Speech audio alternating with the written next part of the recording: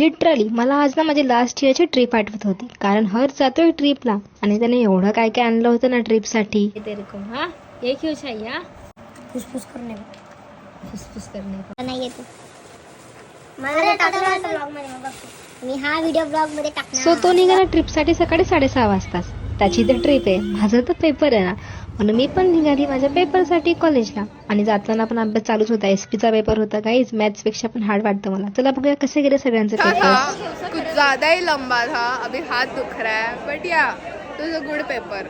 आई share तर कर.